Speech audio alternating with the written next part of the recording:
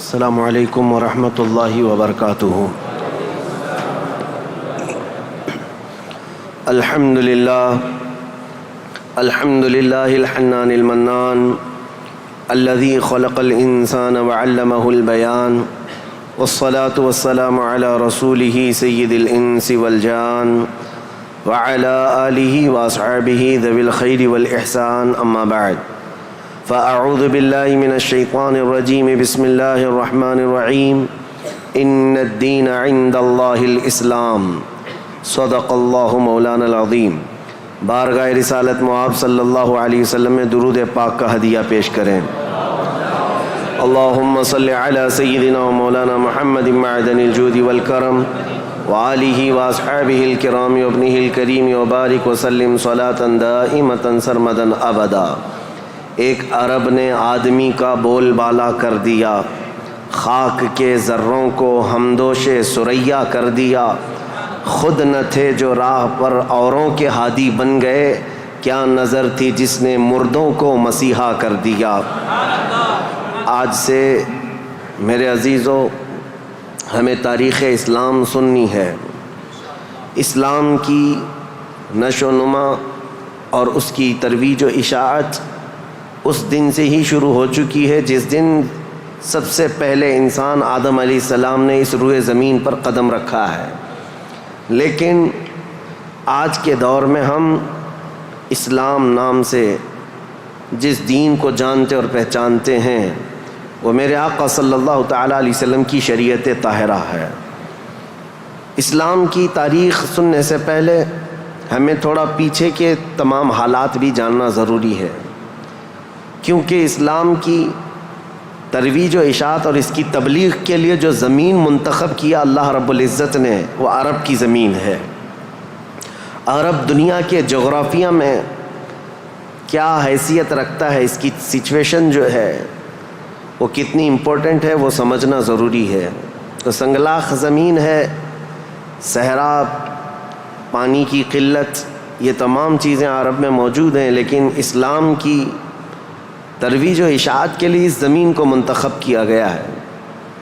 پہلی بات تو اگر میں اس تاریخ کی ابتدا کے لیے کہوں تو ظاہر سی بات ہے، کل ہم نے عرض کیا اسلام آدم علیہ السلام سے چلا، لیکن عرب کی سرزمین پر یہ دین ابراہیمی کے نام سے آیا۔ سب سے پہلے سیدنا ابراہیم خلیل اللہ علیہ الصلاۃ والتسلیم، اس وقت اللہ تبارک و تعالیٰ نے آپ کو مبعوث فرمایا جب دنیا میں کفر و شرک اور گمراہی و ضلالت پھیل چکی تھی، لوگوں میں کثرت سے اپنی عبادت کروانے کا رواج ہو چکا تھا۔ جیسے کہ نمرود کا زمانہ تھا، وہ طاقت و قوت کے بل بوتے اپنی عبادت کرنے پر لوگوں کو مجبور کرتا۔ اس دور میں سیدنا ابراہیم علیہ السلام تشریف لائے عراق بابل کے شہر میں، عراق کا ایک شہر بابل میں، اور وہاں سے آپ نے نور ہدایت کو منور کیا، ایک خدائے واحد کی عبادت کی طرف لوگوں کو بلایا۔ آپ کی آبادی دشمن ہوئی، خاندان دشمن ہوا، بادشاہ دشمن ہوا، بدلے میں آپ کو آگ میں جھونک دیا گیا۔ آپ وہاں سے نکل کر مصر چلے گئے۔ مصر کی سرزمین کو آپ نے اپنا جائے قیام بنایا، وہیں پر رہنے لگے۔ آپ کی شادی حضرت سارہ سے ہوئی، اولاد نہیں تھی برسوں تک۔ پھر حضرت ابراہیم علیہ الصلاۃ والتسلیم کی مخالفت میں بہت سارے لوگ تھے، حکمران تھے، بادشاہ تھے۔ ایک وقت ایسا آیا کہ مصر کا ایک بادشاہ جو آپ کی مخالفت میں بہت زیادہ آگے تھا، لیکن اللہ تعالیٰ نے اس کے سینے کو نور ہدایت سے روشن کیا، پھر وہ آپ کی عزت و تکریم کیا۔ پھر اس بادشاہ نے اپنی بیٹی ہاجرہ کو ابراہیم علیہ السلام کے ساتھ بیاہ کر دیا۔ شروع سے میں تاریخ میں چل رہا ہوں، سب کو ذہن حاضر رکھنا ضروری ہے کہ حضرت ابراہیم علیہ السلام کو حضرت ہاجرہ دوسرے نکاح میں آئیں، یہ بادشاہ کی بیٹی تھیں، اور ہوا یہ کہ دو بیویاں ایک گھر میں رہیں، معاملات الگ ہو جاتے ہیں۔ تو جب معاملات بدلنے لگ گئے تو حضرت ہاجرہ کہ گھر میں ایک بیٹا پیدا ہوا جو حضرت اسماعیل علیہ السلام ہے. تو حضرت ابراہیم علیہ السلام کو حکم الہی ہوا کہ اس ماں اور بیٹے کو الگ رکھا جائے اور پہلی بیوی کو الگ رکھا جائے. تو ابراہیم علیہ السلام حضرت سارہ کو مصر میں ہی چھوڑ دیے اور حضرت ہاجرہ اور حضرت اسماعیل علیہ السلام کو لے کر عرب کی سرزمین میں داخل ہوئے. یہاں سے عرب کی تاریخ شروع ہوتی ہے. عرب کی سرزمین کو آباد کرنے والے پہلے انسان ابراہیم علیہ السلام ہیں. عرب میں بھی ساری زمین کا انتخاب نہیں، عرب کا جو مرکزی علاقہ تھا وہ مکہ مکرمہ تھا. مکہ مکرمہ اور خانہ کعبہ جو آج جہاں پر ہے وہ دنیا کے مرکز میں واقع ہے، سینٹر میں واقع ہے. ابراہیم علیہ السلام وہاں تشریف لائے. اس وقت کوئی آبادی نہیں تھی، کسی کا گھر نہیں تھا، کوئی مکان نہیں. خانہ کعبہ پرانی شکل میں جو فرشتوں کا بنایا ہوا، آدم علیہ السلام کا بنایا ہوا، نوح علیہ السلام کا بنایا ہوا مٹی کی شکل میں موجود تھا. ابراہیم علیہ السلام وہاں پر اپنی بیوی اور اپنے بیٹے کو ایک چھوٹا سا گھر بنا کر دے دیتے ہیں، بغیر چھت کا مکان تھا. پھر اس کے بعد وہ وہاں سے چلے گئے، پھر دوبارہ آتے رہے جاتے رہے. اسماعیل علیہ السلام کی عمر جب سن بلوغت کو پہنچی تو ابراہیم علیہ السلام کو حکم ہوا کہ اس خانہ کعبہ کی تعمیر کی جائے. تو ابراہیم علیہ السلام نے اپنے بیٹے حضرت اسماعیل علیہ السلام کے ساتھ مل کر کے خانہ کعبہ کی تعمیر کی. آپ کو بانی کعبہ بھی کہا جاتا ہے. دو ہی باپ اور بیٹے نے مل کر پورے خانہ کعبہ کی تعمیر کی. اس کی دیواریں اونچی کی، جس کا ذکر قرآن پاک میں بھی موجود ہے. اس ایک پتھر پر کھڑے ہو کر کے آپ تعمیر کرتے تھے، جس کو آج مقام ابراہیم کہا جاتا ہے. پتھر جیسے جیسے دیواریں بلند ہوتی بلند ہو جاتا، جب آپ کے اترنے کا وقت ہوتا پتھر نیچے ہو جاتا.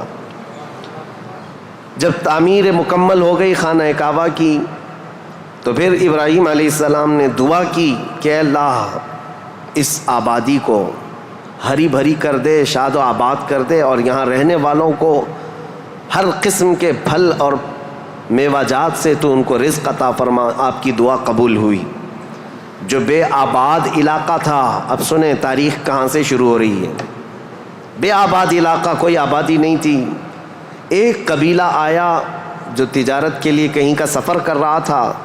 چونکہ وہاں پر زمزم کا کنواں بھی تھا. تاریخ میں آپ کو پتہ ہے حضرت اسماعیل علیہ السلام کی ایڑیوں سے زمزم کا کنواں نکلا، اور وہ پانی کا سوتا چشمہ ایسا تھا کہ کنٹینیو جاری، بلکہ آج تک جاری ہے. تو ایک قبیلہ وہاں سے سفر کر رہا تھا جس کو قبیلہ بنو جرہم کہا جاتا ہے. وہ وہاں کی خوبصورتی کو دیکھ کر، وہاں کے پانی کی فراوانی کو دیکھ کر وہیں پڑاؤ ڈال لیے اور وہیں رہ گئے، بس گئے. یہ پہلا قبیلہ ہے جو مکہ میں آباد ہوا، قبیلہ بنو جرہم.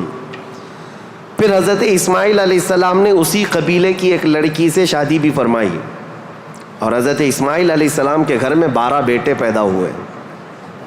آپ کی اولاد اب بڑھتی گئی. عرب سرزمین میں سب سے پہلی یہ نسل ہے، عرب کو آباد کرنے والی پہلی نسل اسماعیل علیہ السلام کی ہے. قبیلہ بنو جرہم کے ساتھ آپ آباد ہوئے مکہ مکرمہ میں. اب ان کی نسل اتنی بڑھتی گئی کہ اسماعیل علیہ السلام کے بیٹے تھے نابت. ان کے ہاتھ میں خانہ کعبہ کی تولیت آئی. خانہ کعبہ کی حفاظت اور اس کی ذمہ داریوں کا یہ سارا انتظام آپ کا تھا. چند دنوں کے بعد پھر ایسا ہوا کہ قبیلہ بنو جرہم کے لوگوں نے، جو حضرت اسماعیل علیہ السلام کے سسرال تھے، خانہ کعبہ کی تولیت پر انہوں نے قبضہ کر لیا. اسماعیل علیہ السلام کی اولاد نے کوئی بھی ان کے ساتھ جھگڑا نہیں کیا، کسی بھی طرح کا برا برتاؤ نہیں کیا، کیونکہ ننیہال کے تھے. تو کئی سالوں تک قبیلہ بنو جرہم کا خانہ کعبہ پر قبضہ باقی رہا، لیکن انہوں نے بدعنوانیاں شروع کر دیں.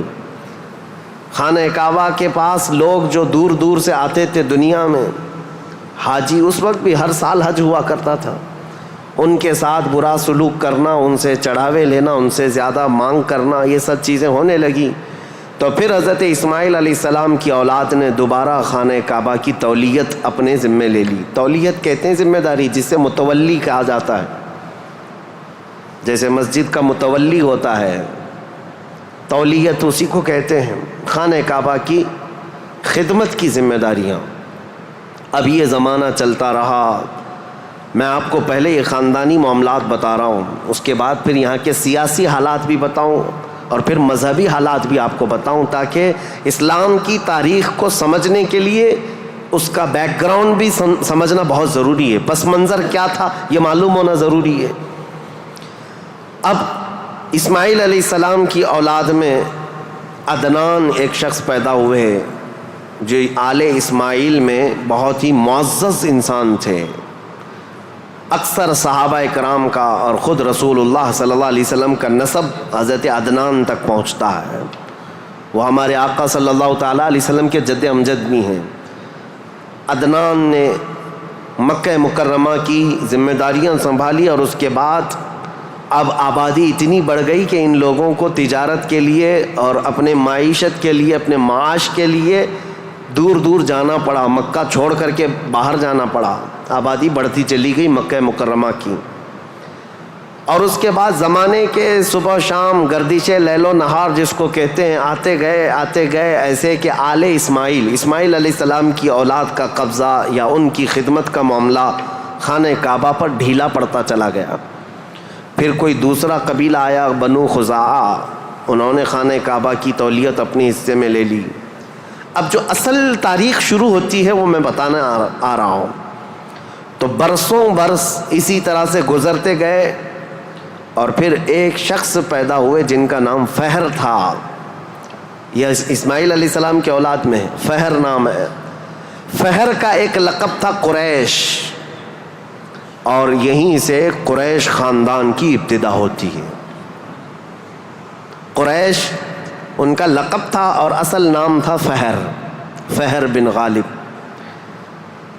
تو حضرت فہر جو رسول اللہ صلی اللہ علیہ وسلم کے پردادا ہوتے ہیں، یہ پیدا ہوئے اور ان کی اولاد ہوئی، اور اس کے بعد اب قریش خاندان کی ابتدا ہوئی، لیکن جگہ جگہ یہ لوگ منتشر ہو گئے، کچھ مکہ میں رہے، کچھ باہر رہے، لیکن خانہ کعبہ کی تولیت کی اور وہاں کا سارا قبضہ جو ہے بنو خزاعہ قبیلے کے ہاتھ میں تھا۔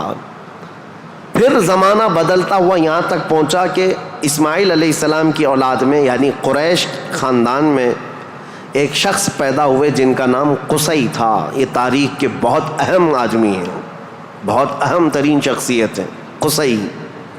ساری سیاست عرب کی وہیں جا کر ختم ہوتی ہے۔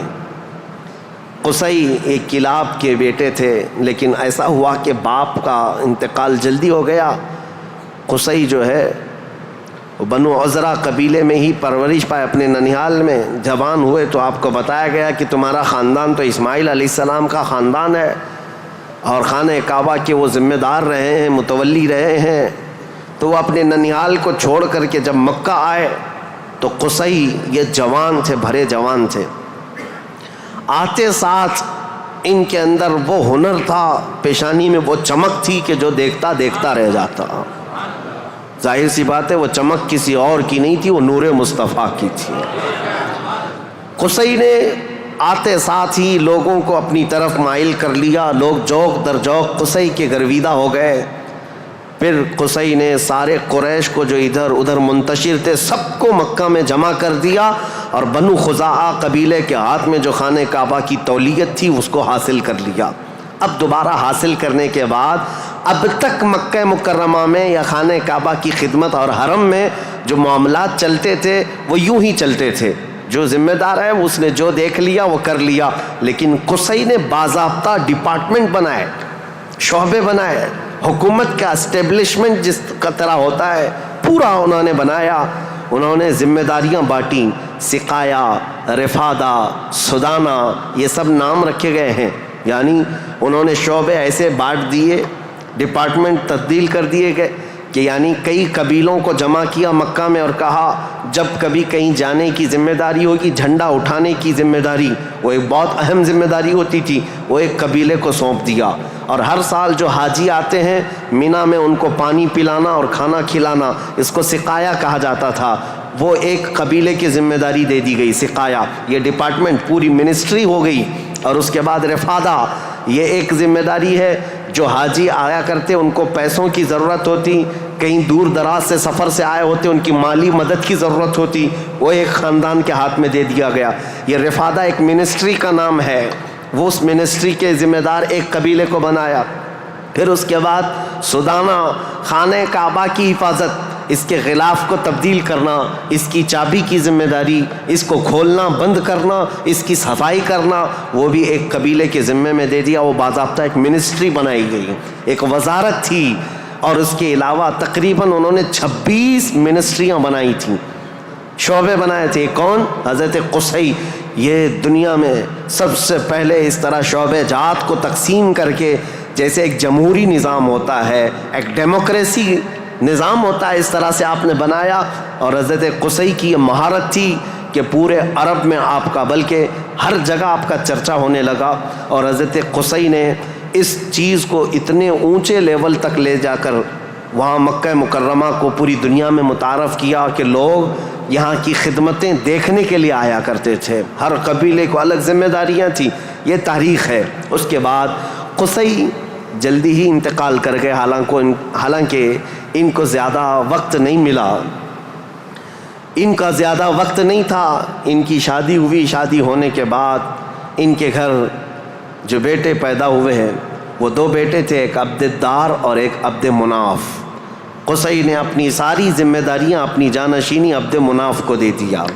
عبد مناف یہ بہت ہی پاکیزہ اخلاق کے انسان تھے اور لوگوں میں بہت ہی معزز تھے، مکرم تھے۔ عبد مناف کے ذمے میں جو کام آئے تھے وہ جس طرح ان کے باپ قصی نے بانٹے تھے۔ اس کے بعد عبد مناف کے بیٹے پیدا ہوئے جو عرب قبیلوں میں نہیں، قریش خاندان میں سب سے افضل انسان سمجھے جاتے تھے، وہ حضرت ہاشم ہیں۔ ہاشم، ان کا لقب ہاشم اس لیے تھا کہ یہ اتنے فیاض تھے، اتنے سخی تھے کہ اپنا مال کا اکثر حصہ پورا حاجیوں کو کھلانے میں تقسیم کرتے تھے۔ ایک بار عرب میں قحط پڑ گیا تھا، لوگ بھوکے تھے اور لوگوں کے پاس مال و دولت کی کمی بہت زیادہ آ گئی، تو حضرت ہاشم نے سال بھر روٹیوں کے ٹکڑے کر کے ان کو شوربے میں ڈبو کر لوگوں کو پیٹ بھر کر کھلاتے تھے، اس لیے آپ کا لقب ہاشم ہوا۔ ہاشم اس ذمہ داری کو اس طرح سے سنبھالتے ہیں کہ خانہ کعبہ کی تولیت وغیرہ عبد الدار کے پاس تھی۔ سقایہ، رفادہ، جس کو میں ابھی نام دے کر کے جو منسٹریاں بتایا کہ یہ الگ الگ قبیلوں کے ذمے تھی، تو عبد الدار جو ایک ان کے پردادا کے ہی خاندان میں لوگ تھے، انہوں نے بدعنوانیاں شروع کی تھیں، ٹیکس لگایا، حاجیوں سے پیسہ لیا، یہ تمام چیزیں ہونے کی وجہ سے حضرت ہاشم نے وہ ذمہ داریاں بھی اپنے ہاتھ میں لے لیں۔ اب قریش خاندان میں حضرت ہاشم کے پاس جو ذمہ داریاں تھیں وہ یہ تھیں کہ آپ رفادہ یعنی حاجیوں کو مالی مدد دینے کے بھی آپ ہی ذمہ دار تھے، سقایہ، مینا میں حاجیوں کو پانی پلانے کے ذمہ دار بھی آپ ہی تھے، اور سدانہ، خانہ کعبہ کی چابی اور کلید بردار جو کہتے ہیں وہ بھی ذمہ داریاں آپ نے لے لی تھی۔ اتنا ہی نہیں، ندوہ ایک وہاں کی ایسی بیٹھک کا نام ہے جو عدالت بھی ہے، پارلیمنٹ بھی ہے، مشورے کی جگہ ہے، جہاں سب کے فیصلے کیے جاتے تھے، وہ بھی حضرت ہاشم کے ذمے میں تھی۔ حضرت ہاشم، ان کا بھی معاملہ ایسا ہوا کہ انہوں نے شادی فرمائی اور ان کے ہاں ایک ہی بیٹا پیدا ہوا جن کا نام شیبہ تھا۔ حضرت ہاشم کے گھر ایک بیٹا پیدا ہوا شیبہ، اور اس کے بعد حضرت ہاشم کا انتقال ہو گیا۔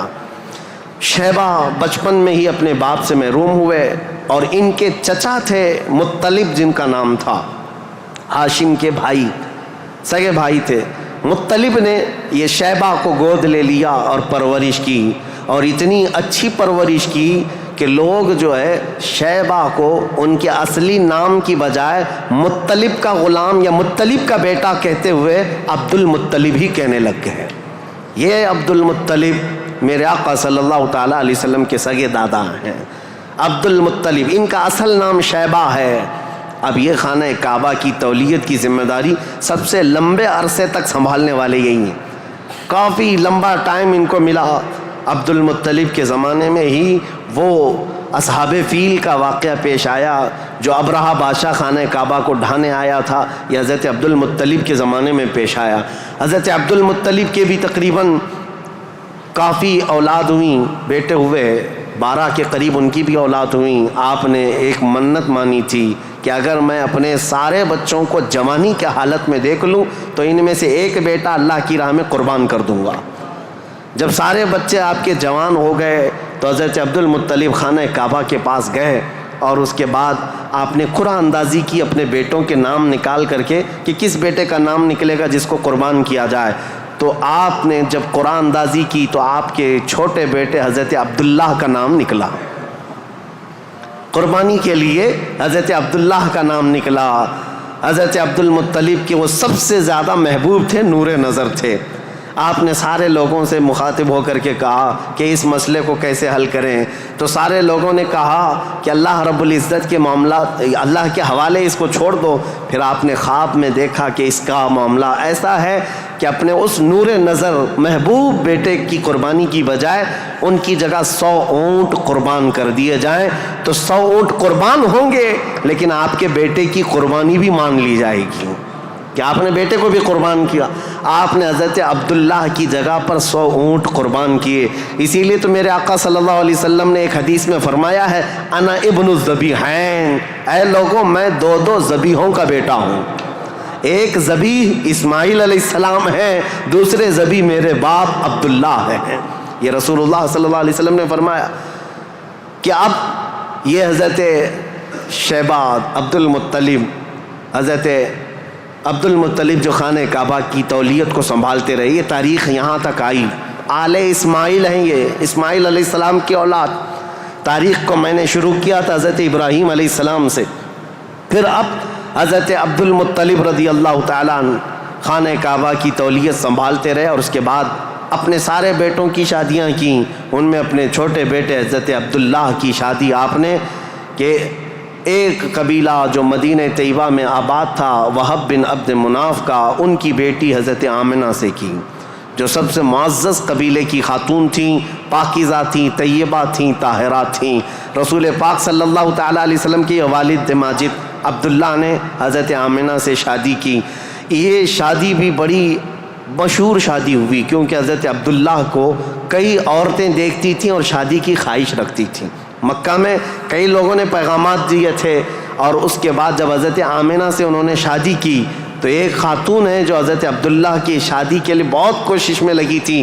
انہوں نے حضرت عبداللہ کو دیکھا اور اس کے بعد کہا شادی کے بعد تمہاری پیشانی پر کوئی چیز چمکتی تھی وہ اب نظر نہیں آتی ہے، پہلے میں دیکھا کرتی تھی، جس پر میں گرویدہ تھی میرے عزیز تو وہ چمک اور وہ نور کوئی اور نہیں میرے مصطفیٰ کا نور نبوت تھا جو آدم علیہ السلام سے چلتا ہوا آیا ہے اور ان کے باپ حضرت عبداللہ تک آیا.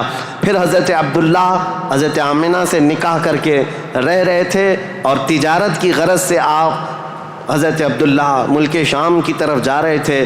درمیان میں جو یثرب علاقہ تھا آج کا وہ مدینۃ المنورہ ہے، وہاں حضرت عبداللہ کو کچھ بیماریاں ایسی لگ گئیں کیونکہ یثرب جو علاقہ ہے اس کو پہلے بیماریوں کا گڑھ کہا جاتا تھا، وہاں جو جاتا بیمار ہو جاتا تھا.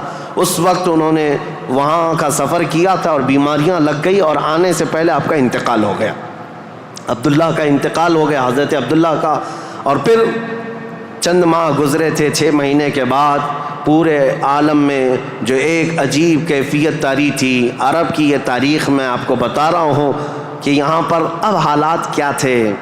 حضرت آمنہ کے گھر رسول پاک صلی اللہ تعالیٰ علیہ وسلم حمل سے ہیں، لیکن اس سے پہلے میں اب پس منظر بتاتا ہوں، بیک گراؤنڈ بتاتا ہوں دنیا میں کیا چل رہا تھا اس وقت، حالات کیسے تھے. اس کو میں ڈیوائیڈ کر کے اگر بتاؤں سیاسی حالات اور مذہبی حالات. سیاسی حالات میں یعنی پالیٹکس کے اعتبار سے دیکھا جائے تو حکومت اور تسلط قبضہ زیادہ کس کا تھا. اس دور میں سب سے بڑی 2 حکومتیں تھیں، ایک پرشین امپائر اور ایک رومن امپائر. روم کی حکومت اور فارس کی حکومت، ان دونوں کا بہت بڑا اثر و رسوخ تھا. پوری دنیا کی بات کر رہا ہوں، یہ سپر پاور طاقتیں تھیں. عرب میں بعض لوگ پرشین امپائر کے انڈر میں کام کرتے تھے، بعض لوگ رومن امپائر کے انڈر میں کام کرتے تھے. مذہب کے اعتبار سے ہم بعد میں بات کرتے ہیں. اب یہ حالات تھے کہ حکومت اور تسلط، قبضہ، سیاسی اثر و رسوخ سب سے زیادہ یہ 2 حکومتوں کا تھا جس کی وجہ سے آئے دن نئی نئی جنگیں ہوتی تھیں. رومن ایمپائر یہ چاہتی تھی کہ دنیا پورا قبضہ کر لیں، پرشین ایمپائر یہ چاہتے تھے کہ پوری دنیا ہم قبضہ کر لیں. اس آڑ میں دو سپر پاور کے ٹکراؤ میں پوری دنیا میں جنگیں روز روز چلتی رہتی تھیں. یہ حالات تھے سیاسی. عرب لوگوں کی خود کی کوئی حکومت نہیں تھی، ان کی خود کی کوئی حکومت نہیں تھی، لیکن وہی مکہ مکرمہ سے جو ان کے خاندانی حالات کی سرداری چلتی تھی بس. لیکن دنیاوی حکومت کے اعتبار سے یہ لوگ پرشین ایمپائر کے انڈر میں کام کرتے تھے یا پھر رومن ایمپائر کے انڈر میں کام کرتے تھے. یہ دو طرح کی حکومتیں چل رہی تھیں. اب مذہبی حالات کے اعتبار سے دیکھا جائے تو میں 4 حصوں میں تقسیم کرتا ہوں پوری دنیا کو. 4 حصوں میں فارس، جس کو آج پرشیا کہیں آپ، ایران جو آج کے دور کا ہے، اس کی سرحدیں اور بھی بڑی تھیں، بلند تھیں. پرشیا یا جس کو اس وقت پرشین ایمپائر کہا جاتا ہے. مذہبی حالات کیا تھے ان کے؟ مذہبی حالات اتنے خطرناک تھے کہ ان کے ہاں شروع سے کبھی ایک خدا کا تصور آیا ہی نہیں. یہ شرک میں ہی مبتلا رہی قوم ہے. ہمیشہ بتوں کی، ہمیشہ آگ کی پرستش کرنے میں سب سے زیادہ مشہور قوم ہے یہ پرشیا کے لوگ، یعنی فارس کے لوگ. آگ کی پوجا میں ان کا کوئی نام ثانی نہیں تھا. 1000 سال تک ایک آگ کو بجھنے نہیں دیتے تھے لوگ. اس طرح کئی بت کدے تھے، کئی آتش کدے تھے. یہ فارس کے علاقے میں یہ حالات تھے کہ ایک خدا کا تو تصور ہی نہیں تھا، اور غلبہ ایسا تھا کہ جو حاکم ہوتا تھا اس کی عبادت کی جاتی تھی، جو مال والا ہے اس کے سامنے سجدے ہوتے تھے، جس کی طاقت ہے اس کے سامنے جھک جائے. یہ حالات پرشیا کے تھے. اور روما کے حالات کیا تھے؟ جو رومن ایمپائر ہے روم، یہاں پر عیسائی زیادہ طور پر آباد، اس زمانے میں بھی تھے، پہلے سے بھی، کیونکہ عیسیٰ علیہ السلام کے بعد ان کے حواریوں کے ذریعے سے جو دین پھیلا وہ روما میں زیادہ تھا، جو آج کا اٹلی ہے، یونان ہے اور جورجیا وغیرہ کے علاقے آج یہ سب رومن ایمپائر کے انڈر میں تھے، اور یہاں عیسائی زیادہ تھے. لیکن ایسے عیسائی کہ اصل عیسائی دین کو انہوں نے مسخ کر دیا تھا، ختم کر دیا تھا. جو دین الہی تھا، اللہ کا دین تھا، عیسیٰ علیہ السلام جو لائے تھے، اس کو انہوں نے اتنا خلط ملط کر دیا تھا کہ عیسیٰ علیہ السلام کے جگہ جگہ مجسمے، اسٹیچو بنائے ہوئے تھے. مریم علیہ السلام، سیدہ مریم رضی اللہ تعالیٰ عنہا کو انہوں نے ساتھ میں پوجنا شروع کر دیا. تثلیث کا عقیدہ، ٹرائنیٹی جس کو یہ کہتے ہیں، 3 خداؤں کا تصور ان کے گھر میں رواج پا گیا تھا. پورے روما میں یہی تھا. ایک خدا کی عبادت یہاں بھی ختم تھی.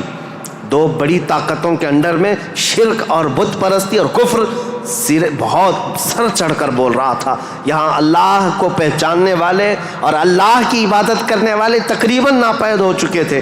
عیسیٰ علیہ السلام کی جو آپ کا عروج ہوا آسمانوں پر، آپ کو اللہ تعالیٰ نے آسمانوں پر جو اٹھایا، وہ زمانہ بیت کر کے بھی 570 سال گزر رہے تھے. ان 570 سالوں میں کوئی نبی نہیں آیا.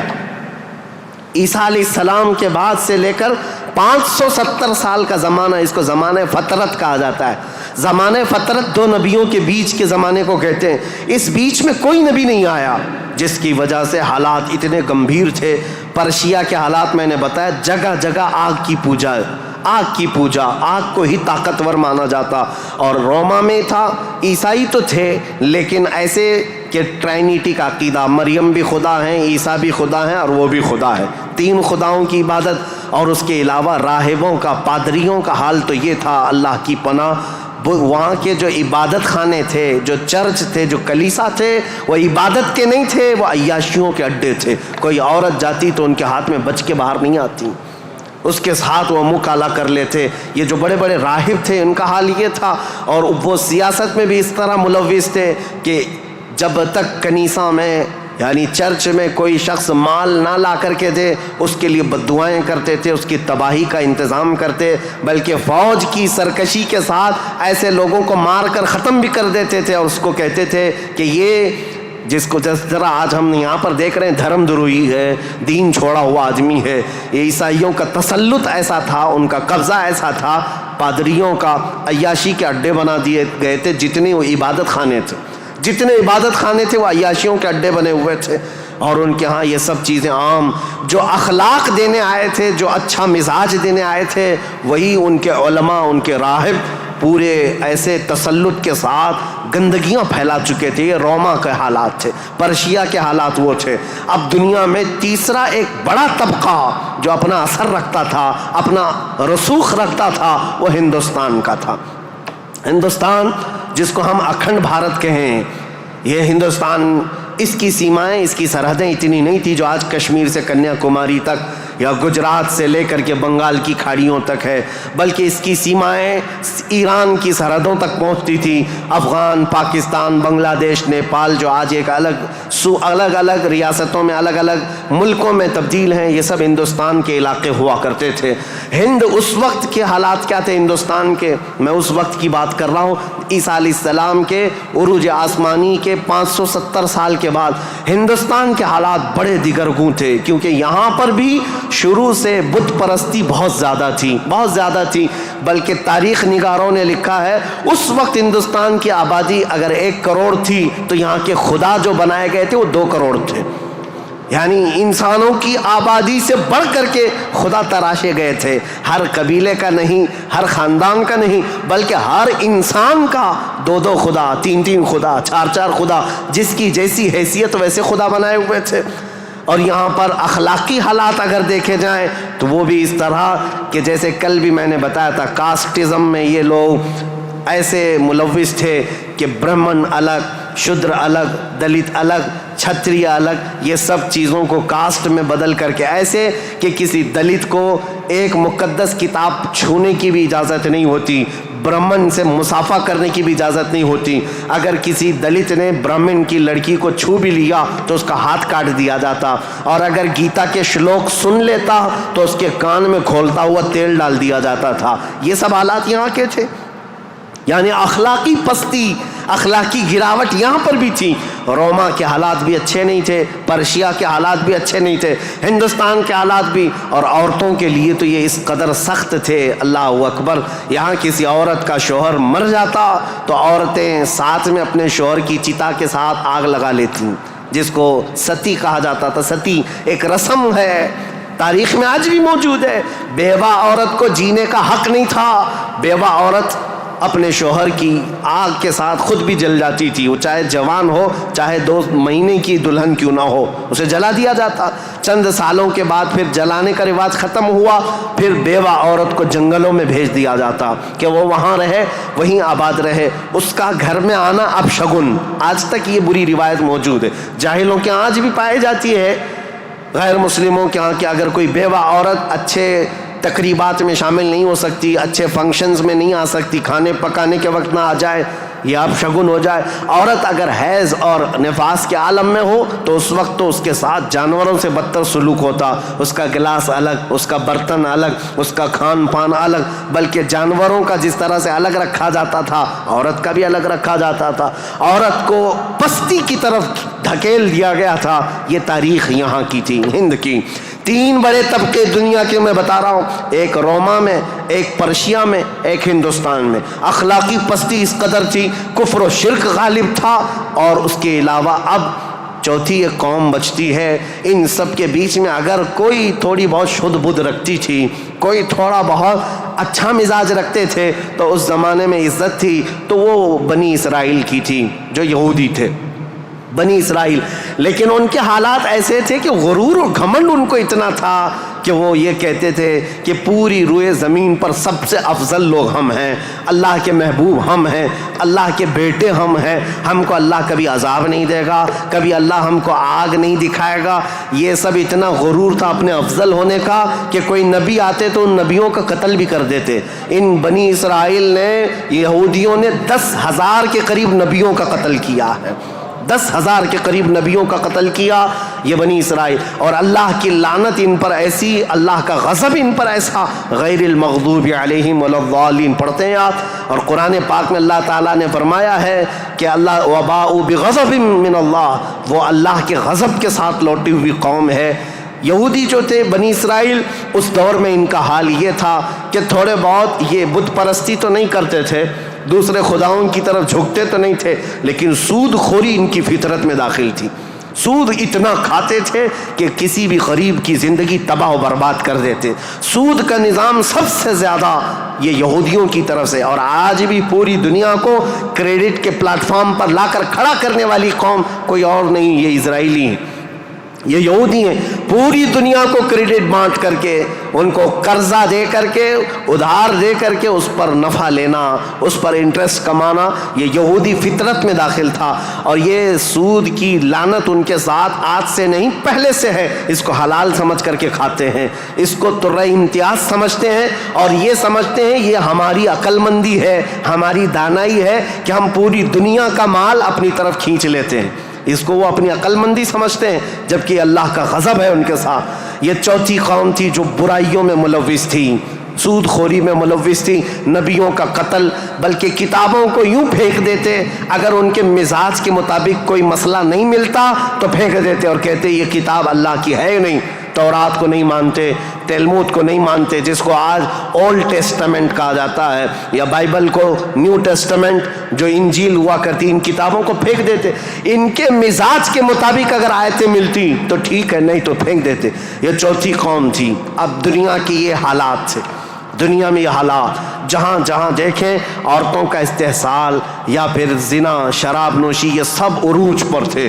روما میں، پرشیا میں، ہندوستان میں اور بنی اسرائیل یہودیوں کے درمیان اب جو پانچویں قوم الگ بنتی ہے وہ عرب کی سرزمین پر تھی. عرب لوگ تھے، عرب جو آل اسماعیل ہیں، اسماعیل علیہ السلام کی اولاد. یہ آئے تھے اللہ تعالیٰ کے منتخب زمین پر، لیکن کثرت سے ان کے ہاں بھی برائیاں گھر کر گئی تھیں. یہ ایسے ہو گئے تھے کہ ان کے ہاں بتوں کی تراشنے کی عادت بڑھ گئی.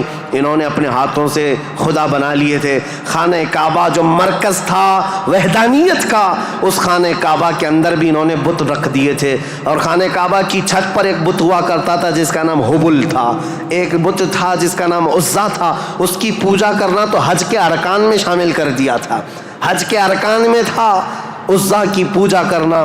یہ حبل وہاں پر تھا. لات ایک بت کا نام تھا، عزا تھا، منات تھا. یہ سب بتوں کے نام ہیں جو انہوں نے کوئی صفا مروہ پر رکھ دیے تھے، کچھ کو خانہ کعبہ کی چھت پر رکھا تھا، کچھ کو دروازے کے اندر رکھا تھا.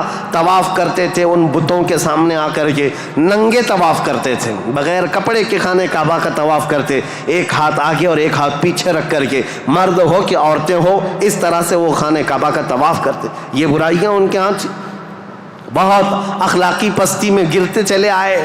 اور اس کے بعد یہ بت پرستی اتنے عروج پر ہو گئی، اتنے عروج پر ہو گئی کہ یہ اپنے خداؤں کے چڑھاوے اتنے چڑھاتے تھے.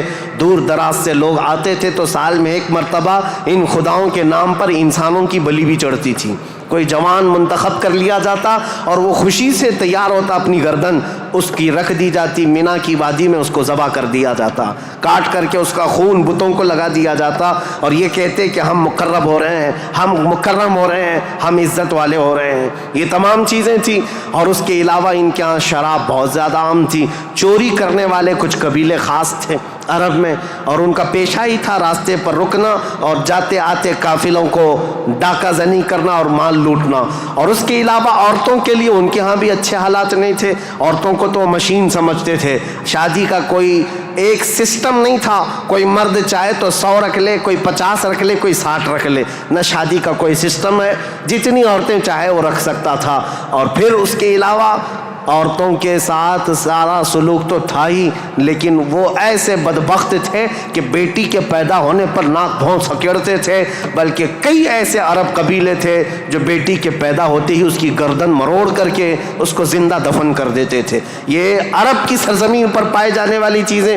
شراب کو 60 سال 70 سال پرانی شراب جمع کر کے پینے کو فخر محسوس کرتے. اور جوا ایسے کھیلتے تھے، ایسے کھیلتے، حرم کی سرزمین پر جوا کھیلتے. اور بازی میں کیا کیا لگاتے. بازی میں صرف پیسہ نہیں لگاتے، اپنی عورتیں بھی بازی میں ہار دیتے تھے. کوئی جوے میں کسی کی عورت جیت لیتا، کسی کی بیٹی جیت لیتا، کوئی کسی کی بہن جیت کر کے آتا. یہ قمار بازی، یہ جوا بازی اس قدر عام تھی. میں نے دنیا کے یہ سطحی حالات مختصر انداز میں آپ کے سامنے رکھے. سیاسی حالات میں اثر و رسوخ 2 طاقتوں کا تھا، پرشین امپائر اور رومن امپائر. مذہبی حالات میں الگ الگ تھے. ہندوستان کے حالات کیا تھے اور پرشیا کے، روما کے، اسرائیل کے. اسرائیل اس وقت تھا نہیں، اگرچہ بیت المقدس ان کے ہاتھ میں نہیں تھا، لیکن یہ جگہ جگہ بکھرے ہوئے لوگ تھے یہودی، ان کے حالات بھی اچھے نہیں تھے. عربوں کے حالات بھی اچھے نہیں تھے. یہ اس قدر کفر و شرک کے مینارے بلند تھے. اللہ کہنے والی قوم پوری دنیا میں ڈھونڈنے پر بھی کہیں نہیں تھی. ایک خدا کی عبادت کرنے والی مجموعی طور پر کوئی قوم آباد نہیں تھی. ایک قائد کے اندر، ایک امام کے پیچھے چلنے والی قوم کہیں نہیں تھی.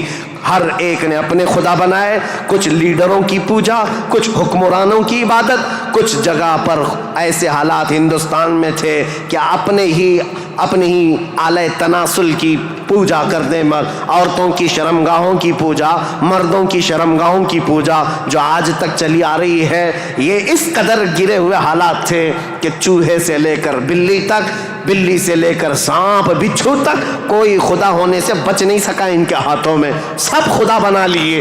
ان کثیر گمراہیوں کے حالات میں بتاؤ میرے عزیزو، مشیت ایزدی کو جلال آ ہی گیا.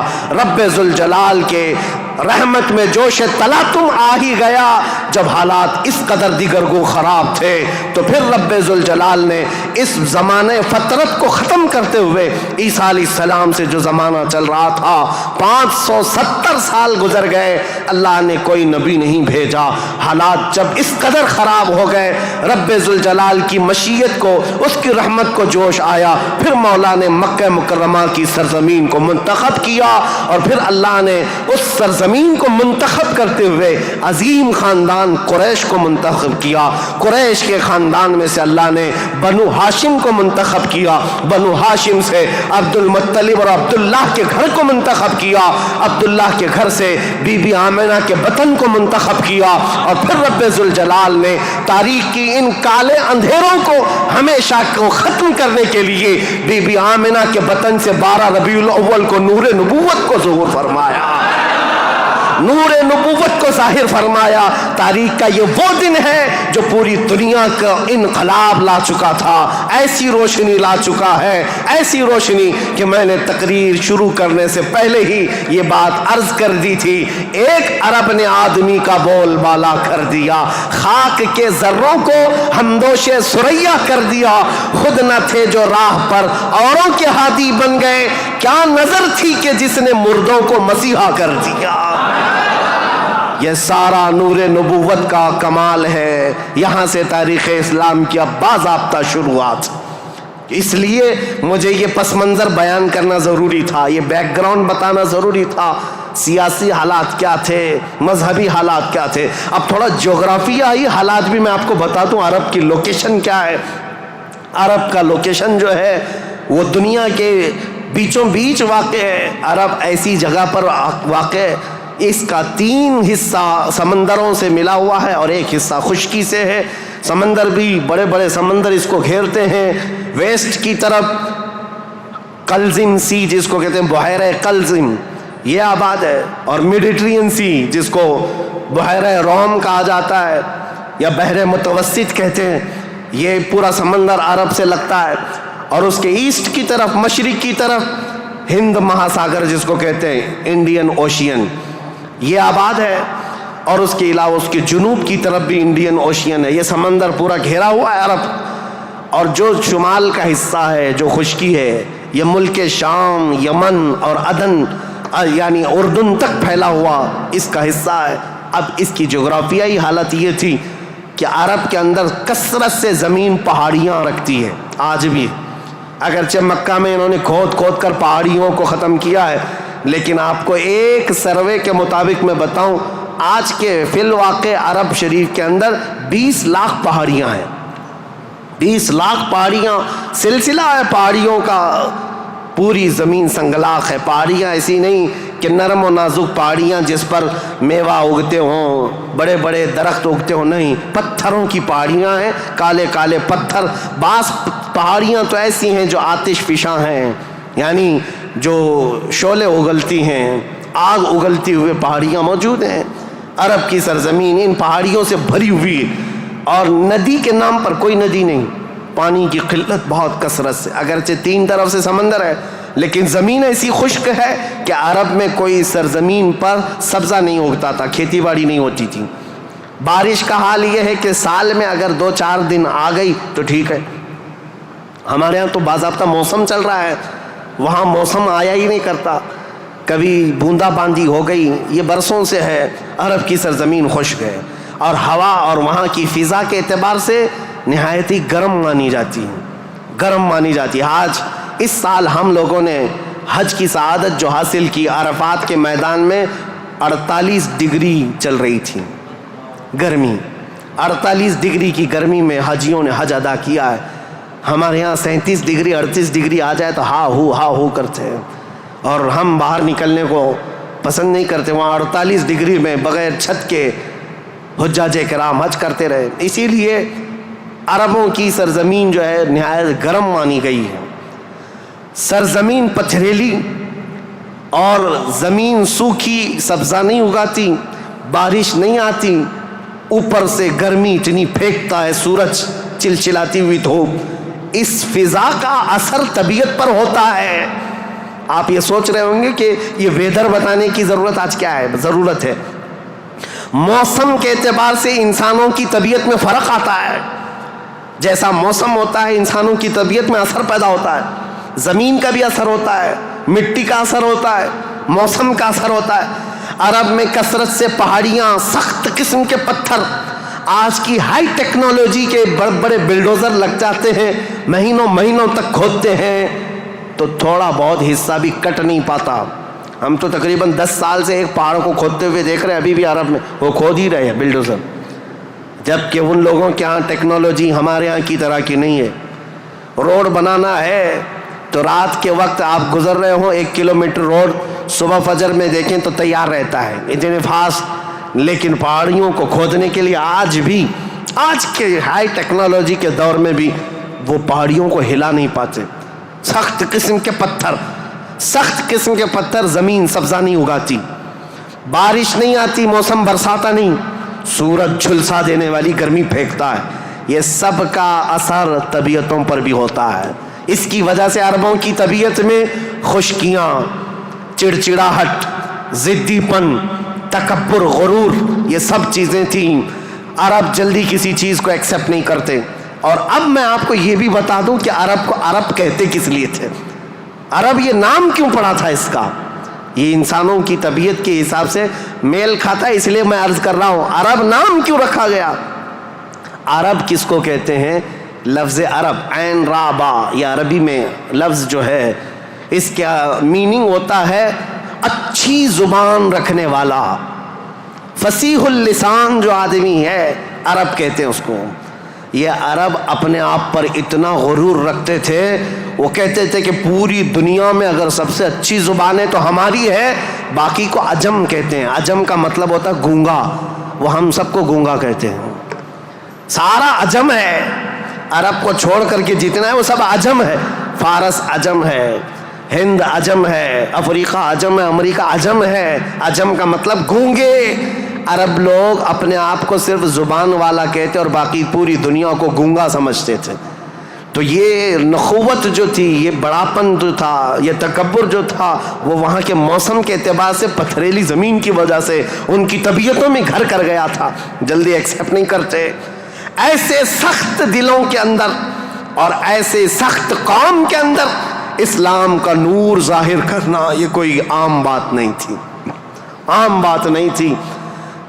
اللہ رب العزت کی مصلحت اور اس کی حکمت بالغہ کو دیکھیں، اللہ کریم نے اپنے آخری رسول کے لیے جو زمین منتخب فرمائی وہ افریقہ کی سرزمین نہیں تھی، نہ ہی کوئی ہند کی سرزمین، نہ یورپ کی سرزمین، بلکہ عرب کی سرزمین کو منتخب کیا گیا۔ اس لیے مجھے زمین کا جغرافیہ بتانا ضروری ہے کہ یہ لوکیشن کے اعتبار سے بیچوں بیچ میں آباد ہے، پوری دنیا کا سینٹر کہلاتا ہے، اس لیے کہ یہاں سے روشنی نکلے تو پوری دنیا میں پھیلے، یہاں سے نکلا ہوا ابر ہر زمین پر بارش بن کر کے برسے گا، اور برسا بھی۔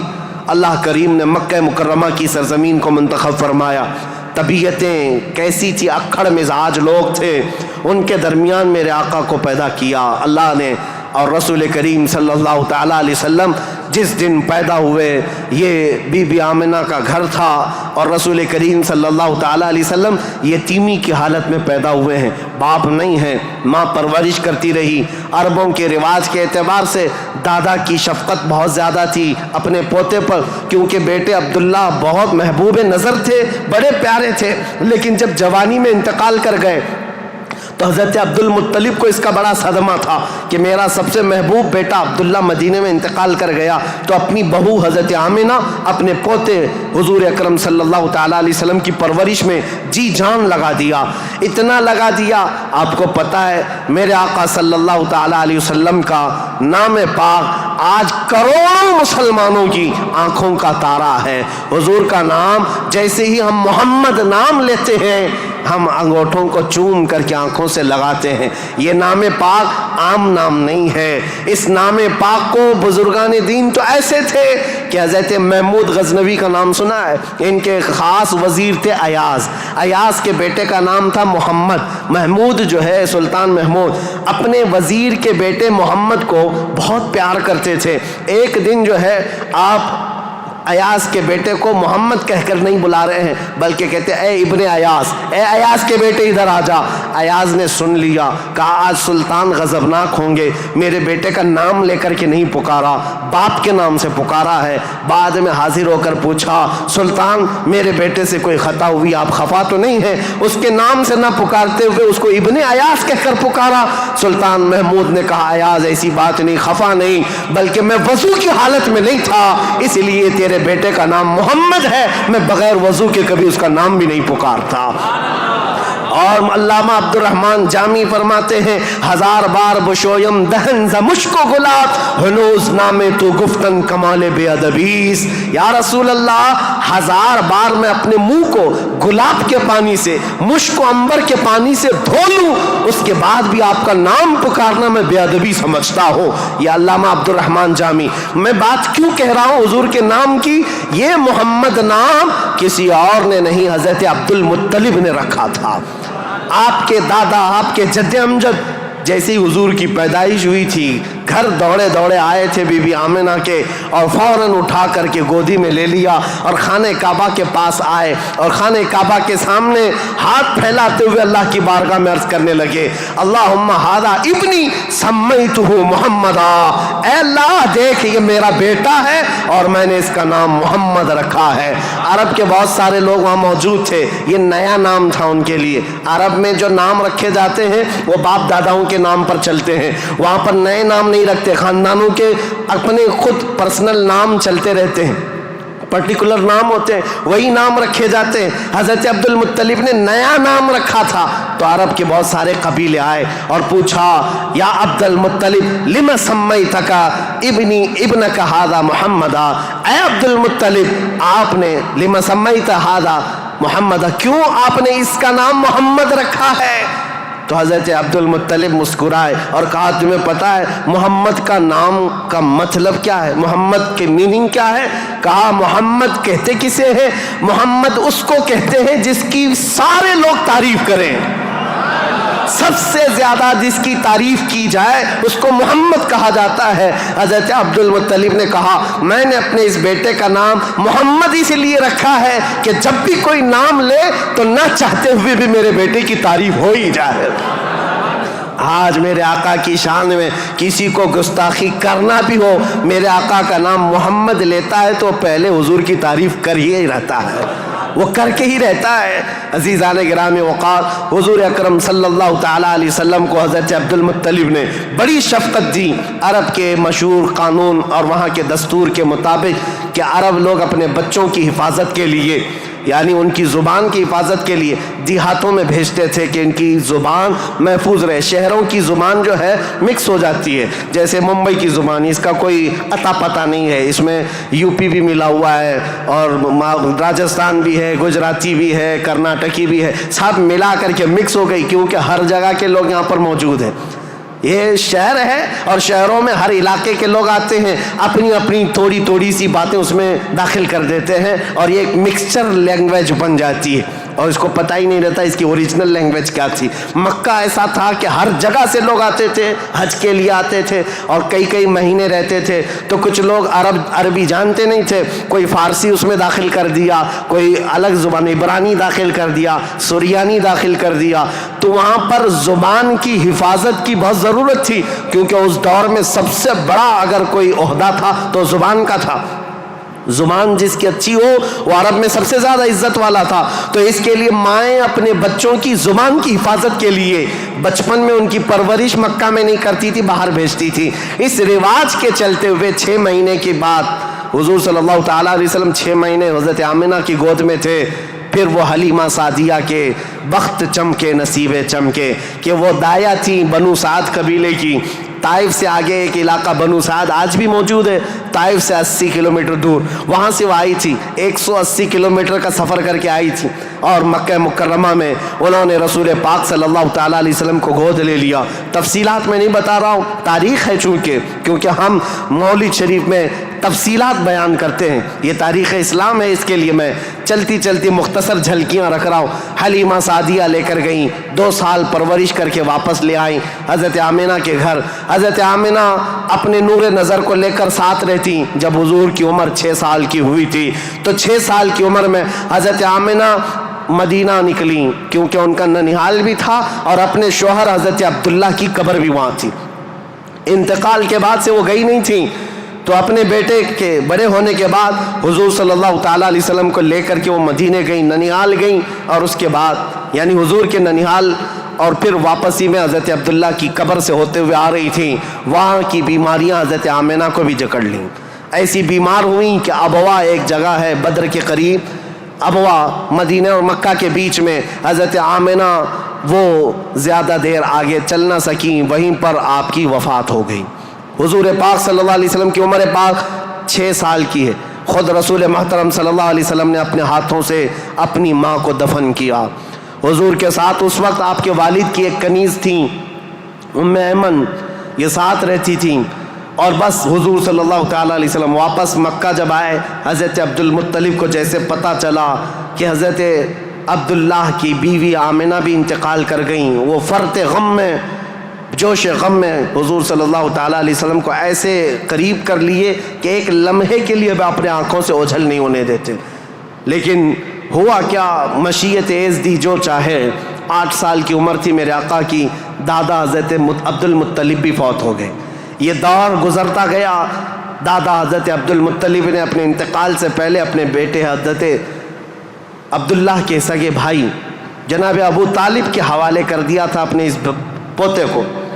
حضور صلی اللہ تعالیٰ علیہ وسلم کو جناب ابو طالب کے حوالے کر دیا اور کہا کہ تم اس کی نگرانی کرنا۔ تو جناب ابو طالب نے ایسی نگرانی کی کہ ابو طالب کے گھر میں بیٹے تو ہوئے، ان کے بیٹے عقیل ہیں، ان کے بیٹے جعفر ہیں، ان کے بیٹے حیدر کرار، علی و مرتضیٰ ہیں، لیکن حضور صلی اللہ تعالیٰ علیہ وسلم کی پرورش میں ایسا کمال کا کردار ادا کیا کہ اپنے بیٹوں کو بھی کچھ نہیں سمجھتے حضور کے آگے، حضور اکرم صلی اللہ علیہ وسلم کے آگے۔ ایک روایت جو ہے بدن میں رونگٹے کھڑے کر دیتی ہے۔ میں آج بھی بحث نہیں کروں گا ایمان ابو طالب کے متعلق، معرکۃ الآراء بحثوں میں سے ہے، ہمارا ٹاپک آج تاریخ اسلام ہے، لیکن ان کی پرورش کا انداز ایسا تھا۔ صرف ایک بات اگر میں بتا دوں، شعب ابی طالب میں جب 3 سال تک مکہ والوں نے حضور صلی اللہ علیہ وسلم کا بائیکاٹ کیا تھا، سوشل بائیکاٹ، کبھی بھی حملہ ہونے کا اندیشہ رہتا تھا کہ لوگ آ کر کے حضور کو قتل نہ کر دیں۔ رات کے وقت، کیونکہ عرب اتنے دشمن تھے رسول پاک صلی اللہ علیہ وسلم کے اعلان نبوت کی بات کر رہا ہوں، یہ روایت بیچ میں عرض کر رہا ہوں، جناب ابو طالب رات کے وقت جب حضور سو جاتے تھے تو ان کو اٹھا کر کے دوسری جگہ سلاتے اور حضور صلی اللہ علیہ وسلم کی جو جگہ خاص تھی، حضور کی جو چادر تھی، اس جگہ اپنے بیٹے کو سلا دیتے تھے، اور یہ کہتے ہماری نیند کے وقت میں اگر کوئی دشمن آ کر حملہ بھی کرے تو محمد پر حملہ نہ ہو، میرے بیٹے پہ حملہ ہو۔ یہ کمال کی شفقت کے ساتھ انہوں نے پرورش کی ہے رسول اللہ صلی اللہ علیہ وسلم۔ جب آپ کی عمر پاک 12 سال کی تھی حضور اکرم صلی اللہ علیہ وسلم کی، جناب ابو طالب کے ساتھ آپ تجارت کے لیے نکلے ملک شام، کیونکہ خاندانی مشغلہ تھا تجارت، ابو طالب ساتھ میں لے کر کے گئے. یہ وہ ٹرننگ پوائنٹ ہے تاریخ کا کہ بیچ راستے میں ایک بحیرہ راہب، ایک عیسائی پادری تھا، جہاں پر یہ قافلہ رکا تھا. بحیرہ راہب نے دیکھ کر کے ہی کہا ھذا سید المرسلین، یہ رسولوں کا سردار آیا ہے. عیسائیوں نے پوچھا تمہیں کیسے پتا؟ کہا میں نے ان کو دیکھا، یہ 12 سال کی عمر کے، جب یہ آ رہے تھے رات کے وقت پہاڑوں کے اوپر سے اتر رہے تھے، میں نے دیکھا کہ سارے پہاڑ سارے جتنے بھی درخت ہیں وہ اس 12 سالہ لڑکے کے لیے سجدے میں گرے ہوئے ہیں. اور میں نے دیکھا کہ دن میں یہ جب چلتے ہیں تو سورج کی روشنی ان پر نہیں پڑتی، بادل کا ایک سایہ ان کے اوپر سایہ بنائے ہوئے چلتا ہے، بادل کا ایک ٹکڑا سایہ بنائے ہوئے چلتا ہے. یہ بحیرہ راہب نے ابو طالب کو بلا کر پوچھا یہ کون ہے؟ کہا میرا بھتیجا ہے. کہا میری ایک بات سن لو، اچھا ہوگا کہ تم ان کو ملک شام مت لے جانا، وہاں یہودی ہیں، وہ ان کے قتل کے در پہ ہو جائیں گے، کیونکہ وہ اس انتظار میں ہیں کہ آخری نبی ان کے خاندان میں پیدا ہوگا. یہ تو تمہارے خاندان کا نصیبہ ہے، اگر تم لے جاؤ گے تو یہودی قتل کر ڈالیں گے، تم یہیں سے ان کو واپس مکہ لے جاؤ. جناب ابو طالب گھبرا گئے، ڈر گئے. کہا کہ میں اپنے اس بھتیجے کو ملک شام نہیں لے جاؤں گا. بیچ راستے سے ہی رسول پاک صلی اللہ تعالیٰ علیہ وسلم کو لے کر وہ مکہ واپس آئے. یہ وہ بشارت تھی، 40 سال کے بعد حضور نے اپنی نبوت کا اعلان فرمایا، لیکن خبریں تو 12 سال سے ہی مشہور ہو چکی تھیں، خبریں ہو چکی تھیں. بحیرہ راہب نے یہ کہا. اس کے بعد حضور پاک صلی اللہ تعالیٰ علیہ وسلم تجارت کو اپناتے رہے. جب آپ کی عمر پاک 25 سال کی تھی تو مکہ مکرمہ کی ایک معزز خاتون، بڑی مالدار خاتون تھی، حضرت خدیجہ، جن کے 2 شوہروں کا انتقال ہو چکا تھا. اب وہ کسی سے شادی کرنے کے موڈ میں کبھی نہیں تھیں، لیکن وہ بڑی مالدار تھیں. انہوں نے اپنا مال تجارت کسی کو دے کر کے انویسٹ کروا کر کے تجارت کرواتی تھیں. جب ان کو پتہ چلا محمد صلی اللہ علیہ وسلم بڑے امانت دار ہیں، بڑے ہی دیانت دار ہیں، تو اپنا مال ان کو دیا اور کہا کہ تم تجارت کرو اور نفع کما کر کے لے آؤ. رسول پاک صلی اللہ علیہ وسلم ان کا مال تجارت لے کر ملک شام گئے اور اتنا نفع ہوا اس مال میں. واپس جب آ رہے تھے تو حضرت خدیجہ کا ایک غلام میسرہ تھا. حضرت خدیجہ نے کہا تھا میسرہ تم ہمیشہ محمد پر نظر رکھنا، دیکھتے رہنا یہ کیسی کیسی تجارت کرتے ہیں، کتنا نفع کرتے ہیں. اسی لیے نہیں کہ خرد برد ہوگا، اس لیے کہ مدد کے طور پر. جب یہ قافلہ واپس مکہ آ رہا تھا، اب پھر ٹرننگ پوائنٹ ہے یہاں پر. حضرت خدیجہ اپنے گھر کے بالا خانے پر بیٹھ کر کے اپنا نفع شدہ قافلہ جو مکہ میں داخل ہو رہا ہے اس کو دیکھنے کے لیے بیٹھی ہوئی تھی. بڑا گھر تھا، بڑا محل تھا. جب وہ اوپر سے نظارہ کر رہی تھی، وہیں سے دیکھ کر کے وہ گرویدہ ہو گئی کہ اتنی دور سے دیکھ رہی تھی، قافلہ صاف نظر نہیں آ رہا تھا، لیکن چہرہ محمد سب سے زیادہ چمکتا ہوا نظر آ رہا ہے. حضرت خدیجہ کہتی ہے میں نے چاند کو بھی اتنا تیزی سے چمکتے نہیں دیکھا جس طرح ملک شام سے یہ لوٹتا ہوا قافلہ محمد کا چمکتا ہوا چہرہ لے کر آ رہا تھا.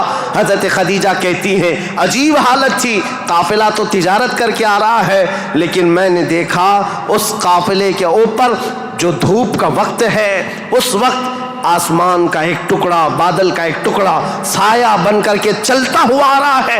جس طرف محمد جا رہا ہے اس طرف وہ ٹکڑا بھی چلتا جا رہا ہے. آگے پیچھے نہ جانے کون سی مخلوق چل رہی تھی. حضرت خدیجہ کا دل یہیں سے بے قرار ہوا. ملک شام سے تجارت کر کے واپس آنے کے بعد، جبکہ حضرت خدیجہ کی 2 شادیاں آلریڈی ہو چکی تھی، انتقال ہو چکے ان کے شوہروں کے، 40 سال کی عمر ہو چکی تھی، شادی کرنے کا کوئی خیال نہیں تھا. لیکن حضور پاک کے چہرے پاک کو دیکھنے کے بعد، ان کی خصوصیات دیکھنے کے بعد، نفع لیتے ہی آپ نے پیغام بھیج دیا محمد صلی اللہ تعالیٰ علیہ وسلم سے. کہا کیا آپ مجھ سے نکاح کرنا چاہیں؟ وہ روح محمد صلی اللہ تعالیٰ علیہ وسلم کی گرویدہ خاتون، ان کا پیغام پہنچتے ہی رسول پاک صلی اللہ تعالیٰ علیہ وسلم نے خود سے قبول نہیں کیا، اپنے چچاؤں اور پھوپھیوں کے درمیان اس مسئلے کو رکھا. جناب ابو طالب تھے، سارے پھوپھیاں اور چچا بیٹھے، ان کے سامنے رکھا کہ حضرت خدیجہ کے پیغام نکاح آیا ہوا ہے.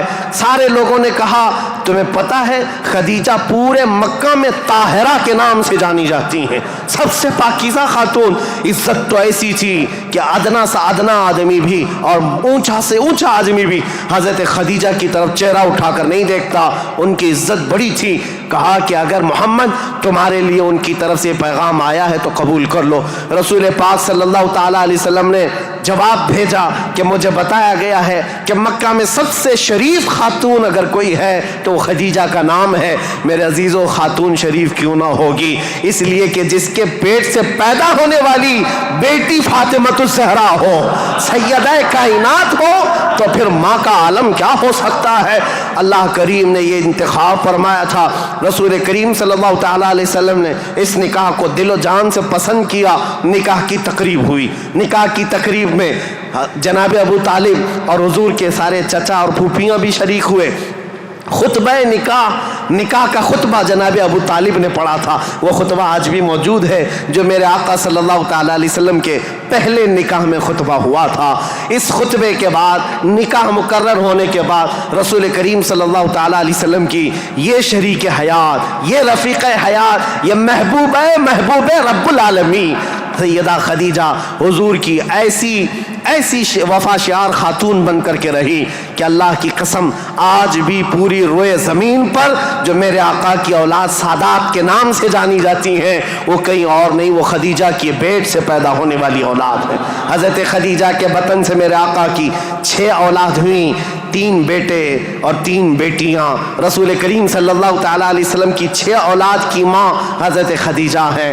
یہ بڑی الفت و محبت کی زندگی گزری ہے میرے آقا صلی اللہ علیہ وسلم کی، لیکن جب میرے آقا کی عمر پاک 50 سال کی ہوئی اور حضرت خدیجہ کی عمر اس وقت تقریباً آپ اندازہ کر سکتے ہیں 25 سال زیادہ تھی، 75 سال کی خاتون تھی۔ 75 سال کی خاتون، اللہ اکبر، 75 سال کی خاتون کس کو کہتے ہیں؟ عمر کا وہ پڑاؤ جس میں بوڑھا اپنے اعضاء سے مجبور ہو جاتا ہے اور اس کے پٹھے جواب دے جاتے ہیں، چلنا پھرنا دوبھر ہو جاتا ہے۔ لیکن قسم خدا کی جب میں یہ روایت پڑھتا ہوں کہ جب رسول کریم صلی اللہ تعالیٰ علیہ وسلم 3000 فٹ اونچی پہاڑی غار ہرا میں جا کر عبادت کرتے تھے، کبھی 2 دن تک نہیں آتے تھے، تو 75 سال کی یہ خاتون دن میں 2 مرتبہ پہاڑی پر جاتی تھی کھانا لے کر کے اور اترتی تھی۔ آج میں بتاؤں ہم جیسوں کی جوانی میں 1 مرتبہ پہاڑ پر چڑھ کر کے آ جائیں 8 دن تک پٹھے درد کرتے ہیں، پیر درد کرتے ہیں۔ میں سمجھ نہیں پاتا وہ خدیجۃ الکبریٰ کی وفا شعاری کو دن میں 2 مرتبہ اپنے نبی پاک اپنے رفیق حیات کے لیے اوپر جاتی تھی، نیچے آتی تھی۔ کبھی رسول اللہ پہاڑ سے اتر رہے ہوتے، حضرت خدیجہ گھر کے باہر آ کر کھڑی ہوتی، کڑی دھوپ ہوتی، سورج کی تمازت ہوتی، لوگ چلتے پھرتے کہتے خدیجہ اپنے شوہر کا انتظار کر رہی ہو؟ کہتی ہاں میرے شوہر پہاڑ سے اتر رہے ہیں، غار ہرا سے آ رہے ہیں۔ اس وقت لوگ کہتے خدیجہ اندر چھاؤں میں بیٹھو، انتظار کرو، ان کے آنے میں کافی وقت ہے۔ خدیجہ کہتی میرا دل گوارا نہیں کرتا میرا شوہر دھوپ میں اتر رہا ہو اور ان کی عورت چھاؤں میں بیٹھی رہے، جب تک وہ دھوپ میں اترتے رہیں گے میں دھوپ میں کھڑی رہوں گی۔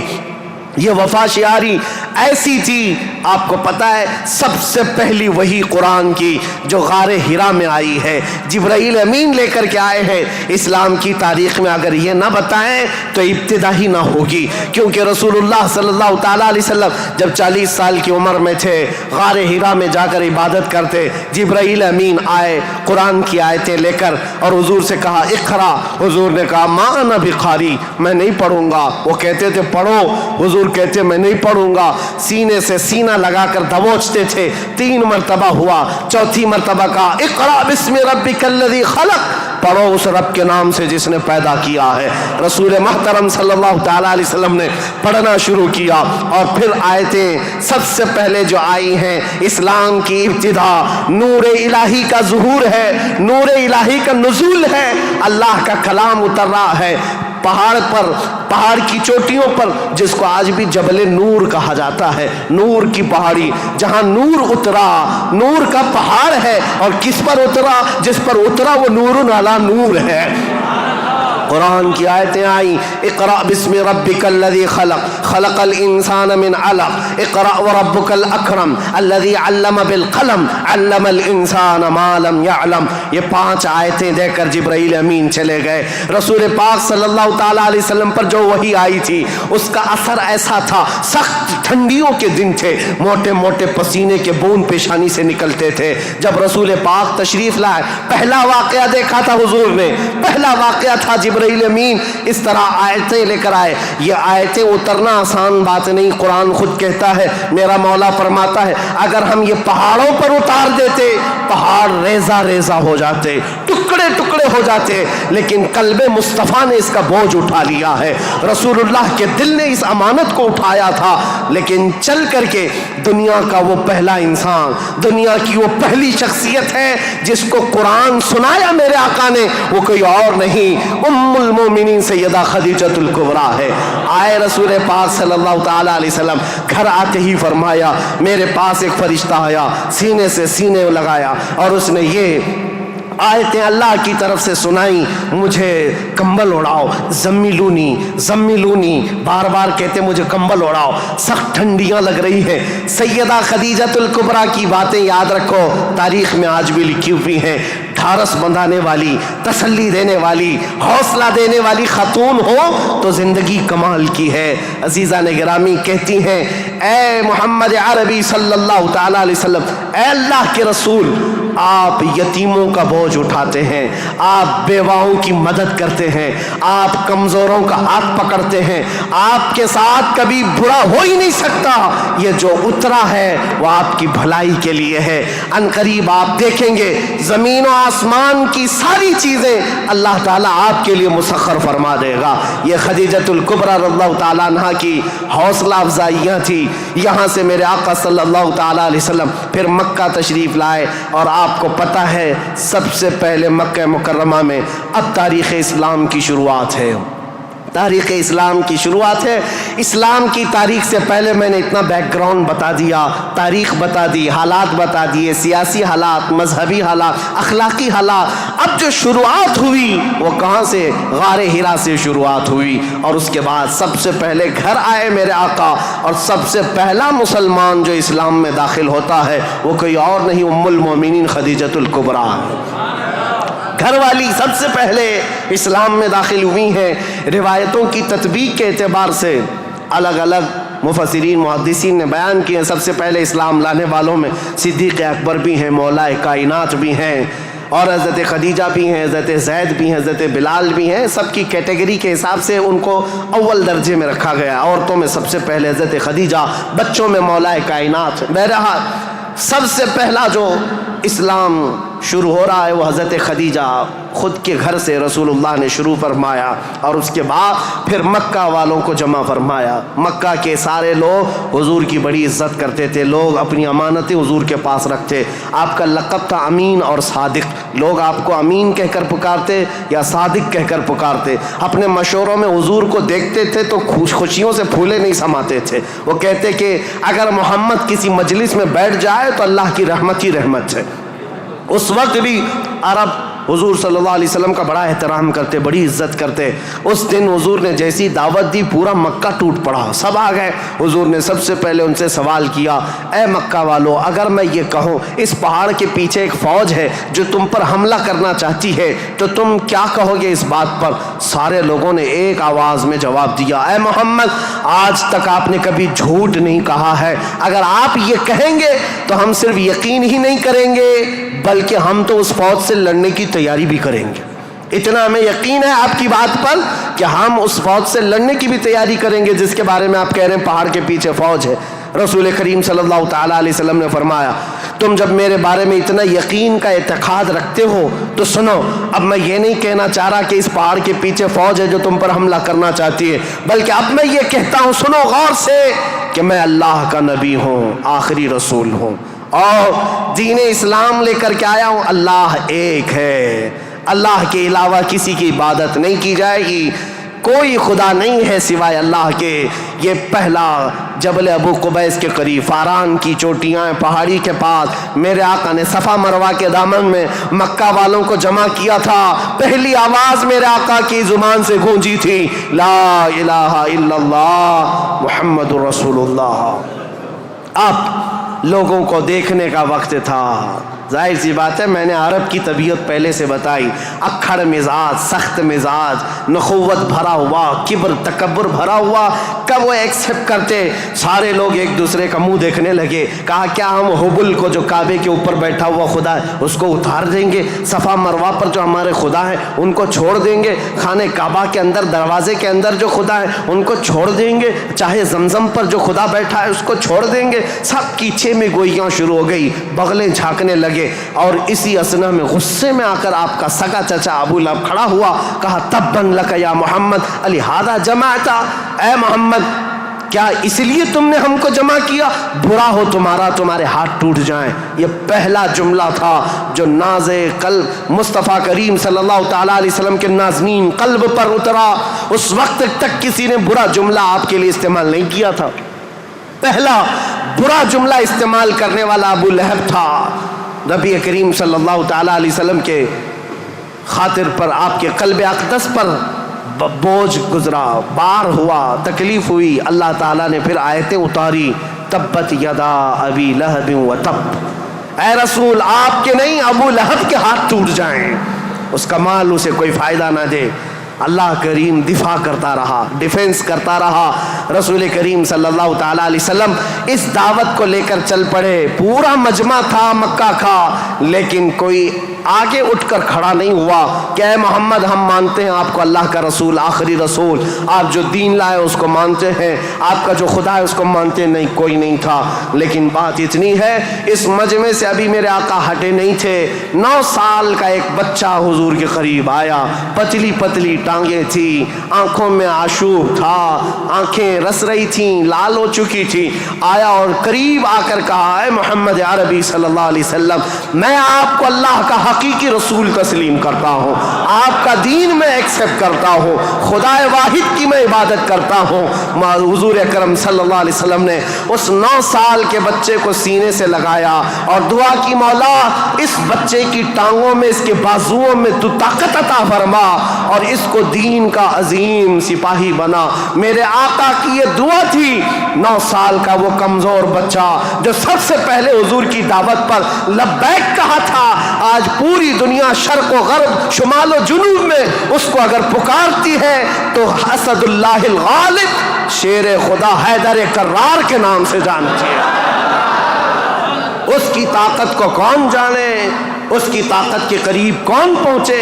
لا فتح الا علی، لا سیف الا ذوالفقار۔ اس حیدر کرار کو جو طاقت و قوت تھی، جو خیبر شکن ہے، پھاٹک کو اکھاڑ کر پھینک دینے والا، مرحب کے لوہے والے لباس پر تلوار کی ایک ضرب لگا دے تو اس کے سر سے لے کر سینے تک ٹکڑے کر دینے والی تلوار رکھنے والا، یہ طاقت کہیں اور سے نہیں، یہ دعائے مصطفیٰ سے ملی ہوئی ہے۔ میرے آقا صلی اللہ تعالیٰ علیہ وسلم کی اسلام کی تبلیغ کی شروعات یہاں سے ہوئی۔ اب اس کے بعد مکہ مکرمہ کے جو حالات تھے، سیرت مصطفیٰ کے بیان میں آپ نے تقریباً سن لیا ہے۔ تقریباً 13 سال میرے آقا نے مکہ مکرمہ میں تبلیغ فرمائی، مشقتیں اٹھائی، مصیبتیں برداشت کی، کئی صحابہ کی یہاں پر شہادتیں ہوئی۔ یہاں پر حضرت سمیہ کا قتل ہوا ہے، حضرت عمار بن یاسر کو یہاں پر مارا گیا، حضرت یاسر کو جلایا گیا، اور یہاں پر حضرت خبیب بن عدی، حضرت زید بن دسنا، حضرت خباب بن عرت، ان کے مسلے کیے گئے تھے، کان کاٹے گئے، ناک کاٹے گئے، ان کی زبانیں کاٹی گئی، ان کے ہاتھ پیر کاٹے گئے اور ان کو پھانسی پر چڑھایا گیا۔ یہ ساری تکلیفیں میرے آقا نے برداشت فرمائیں۔ 13 سال تک بلال حبشی کو تو پیروں میں رسی ڈال کر کے مکہ والے کھینچتے تھے، بدماش لڑکے پورے مکہ کی گلیوں میں گھماتے۔ ان کا آقا جو امیہ تھا وہ آپ کے سینے پر گرم سل رکھتا، گرم ریت پر آپ کو سلایا جاتا۔ آج کی زمین پر آج بھی آپ مکہ میں جائیں، دوپہر کے وقت 1 منٹ آپ بغیر چپل کے کھڑے ہو کر کے دکھا دیں، اللہ کی پناہ آپ کے پیروں میں چھالے نہ آئیں تو بات کرنا، آپ کے پیروں میں آبلے نہ پڑ جائیں تو مجھ سے کہنا، لیکن وہ بلال حبشی کو پورا دن گرم ریت پر سلایا جاتا، پیٹ گل گئی تھی اور ان کے پیٹ سے گوشت نکل کر کے چربی میں تبدیل ہو گیا، چربی نکل گئی تھی، ریڑھ کی ہڈی دکھتی تھی۔ یہ حضرت بلال کے ساتھ ہوئے۔ یہ باتیں اس لیے میں عرض کر رہا ہوں، ان ظالموں کو آج صرف حضور کی جنگیں نظر آتی ہیں۔ حضور پاک کے ساتھ مکہ والوں نے جو دہشت گردی کی تھی، جو آتنک مچایا تھا، وہ کیوں نہیں بیان کرتے؟ 13 سال تک تلوار نہیں اٹھائی، نہ تلوار اٹھانے کا حکم دیا، 13 سال برداشت کیے، سوشل بائیکاٹ بھی برداشت کیا، حضور نے پتے کھائے، چمڑے ابال کر کھائے، سب برداشت کیا، پھر ہجرت بھی کیا، اپنا وطن بھی چھوڑا، اب مدینہ طیبہ تشریف لے گئے۔ اب یہاں سے اسلامی حکومت کی اسٹیبلشمنٹ ہوتی ہے، بنیاد رکھی جاتی ہے، اور میرے دین کی بنیاد جہاں رکھی گئی وہ بہت بڑا کروڑوں کا بنایا ہوا پارلیمنٹ نہیں تھا، وہ کھجور کے چھالوں سے، کھجور کے پھڑ سے بنایا ہوا چھپر کا ایک چھوٹا سا گھرانہ جس کو مسجد نبوی کہا جاتا ہے، یہ مسلمانوں کا مرکز تھا، یہ پارلیمنٹ تھا میرے آقا کے۔ یہاں سے اسلام کی حکومت کا آغاز ہوتا ہے، یعنی اسٹیبلشمنٹ جو ہوئی۔ اب یہاں سے رسول اللہ صلی اللہ علیہ وسلم نے باضابطہ بادشاہوں کو اسلام کی تبلیغ دی، لوگ جوک در جوک اسلام لاتے رہے، اور اس کے بعد اسلامی فتوحات بھی ہوئیں، غزوات ہوئے، جنگیں ہوئیں۔ نبی کریم صلی اللہ تعالیٰ علیہ وسلم کا یہ جو مدنی دور ہے حضور کا، یہ بڑے سنہرے ابواب میں لکھا گیا۔ وہ ہجرت کا 8واں سال تھا۔ انشاءاللہ العزیز کل میں حضور اکرم صلی اللہ علیہ وسلم کے مدنی دور کے آخری حالات اور پھر حکومت کا جو اسٹیبلشمنٹ ہے، اور اس کے بعد خلافت کا آغاز، جو خلافت کی تاریخ ہے، کیسے خلافت قائم ہوئی، کس طرح سے خلافت کے لیے معاملات آئے، انشاءاللہ تاریخ اسلام کی آگے کی اور بنیادیں آپ کے سامنے رکھیں گے۔ اور پھر میں آخر میں یہی کہوں گا، میرے آقا کا میں نے ذکر کیا ہے، ہماری ہمت اب جواب دے رہی ہے، پسینے آ گئے، تھک گئے ہیں، سن کر کے ہو سکتا ہے کوئی نہ تھکے، بول کر کے میں نہ تھکتا ہوں، لیکن بات طبیعتوں کے تقاضے کی ہے۔ حضور کا ذکر ایسا ہے، میرے آقا کا ذکر ایسا ہے، جس پر کل میں نے جو شعر کہا تھا وہی آج کہتا ہوں، جو کچھ بیاں ہوا وہ آغاز باب تھا، یہ قصہ لطیف ابھی ناتمام ہے، لیکن رضا نے ختم سخن اس پہ کر دیا، خالق کا بندہ خلق کا آقا کہوں تجھے۔ وآخر دعوانا الحمدللہ رب العالمین۔ السلام علیکم۔